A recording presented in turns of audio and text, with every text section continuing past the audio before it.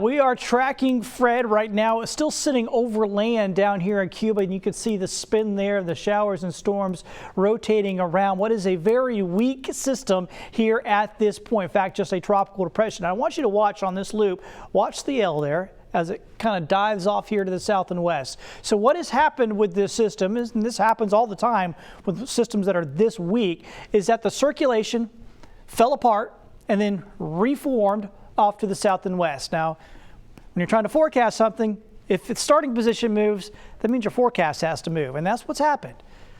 So don't be too shocked by this, though. If you're just now seeing that, yeah, it's in our area, at least the forecast path is, because we were in the forecast cone 2 days ago when it was, really wide. It stretched all the way from Jacksonville to Mobile. Okay, we were in the cone.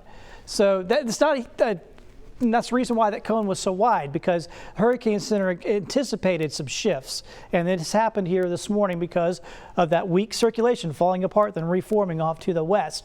And we could still see some more of that here, especially today as we still deal with a very weak system.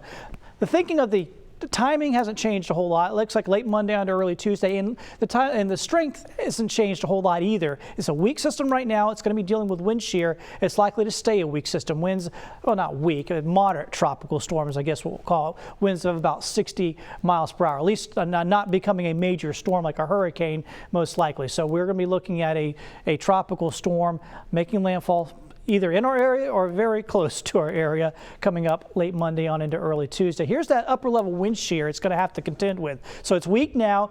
The wind shear isn't very strong, but it's there, and a weak system running into wind shear not going to be helpful for it. So we're looking, like I said, I'm not getting into a major storm or anything, but certainly a tropical storm as it makes its way north.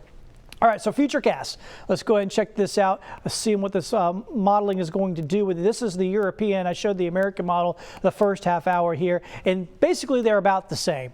They don't show a whole lot different. They show, here's noontime on Monday, south of Navarre, essentially, and then making a landfall overnight, late Monday on to early Tuesday, somewhere in and around the panhandle here. And you can see all the heavy rain everywhere to the east of that center, nowhere to the west of that center. So it's going to be really key on exactly where that center comes in, how much you get out of this storm.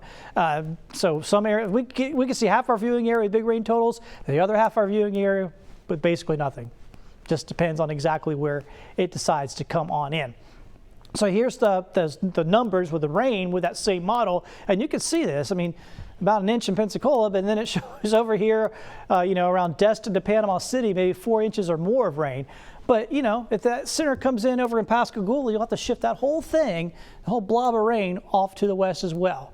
So that's why it'll be so key in exactly where that center comes in. I'd love to be able to tell you that was the only thing we're watching, but it's not. We've got this other one out here. This is Tropical Storm Grace. It's just off the Caribbean now. It's going to work its way through some same areas.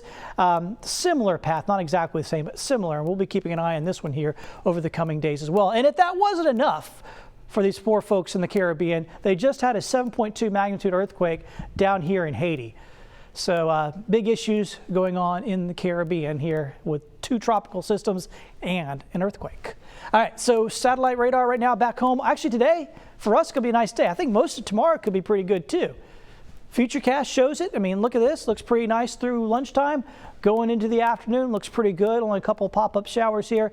We're going to get some rain today, I think, but I think it'll be into the evening. We'll start seeing more of these showers and storms bubble up. So I'm keeping a good rain chance around for today, about 60%, but that's more after 5 o'clock. So we get through most of the day just fine with only an isolated pop-up shower or two. So it won't be really till the evening we see the showers today. So temperatures mid-90s. It's going to be really hot. Heat index values up around 105, so do your best to stay cool out there on your Saturday. Your Sunday, we got big rain chances as well, but once again, I think most of that's later in the day, so we might be able to get away with at least the first half of the day being all right. And then we get to Monday and Tuesday, of course, so much depends on the exact landfall of Fred. Like I said, some areas will get a lot of rain, some areas will get on next to nothing, just depending on whether you're east or west of the system. And then as we go through the rest of the week, things will go back to normal.